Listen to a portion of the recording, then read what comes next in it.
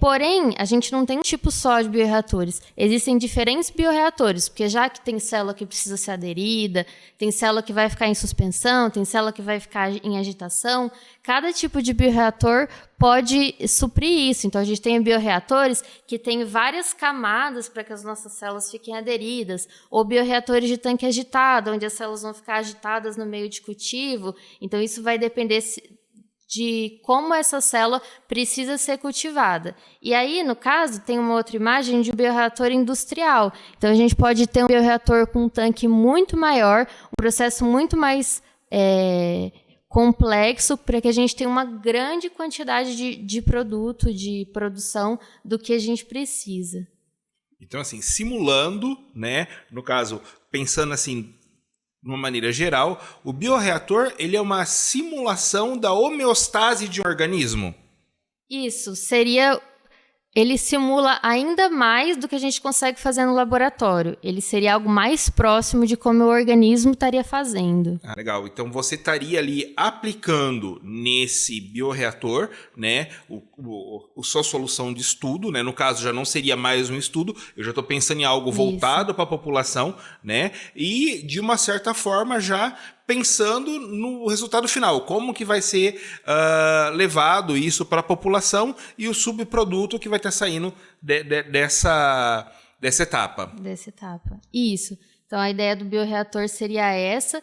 E aí, como eu tinha falado, né, dos diferentes tipos de células, a gente pode cultivar, existem bioreatores para diversos tipos celulares. Então, quando a gente fala de célula humana ou de célula animal, que a gente até está dando um pouco mais de foco, são células muito sensíveis. Então, elas precisam de bioreatores que vão agitar menos, que vão ter uma mobilidade menor, que inclusive é um bioreator que foi utilizado aqui no Hemocentro para produzir linfócitos. Então, são grandes sacos que são totalmente monitorados e as células ficam fazendo um balanço como se fosse uma onda, chama bioreator wave. Já para uma célula bacteriana, a gente consegue utilizar um bioreator que agita bastante, porque a célula bacteriana tem parede, ela não vai facilmente chocar umas nas outras e ser lisada. Então, a gente pode ter uma agitação bem grande da célula bacteriana.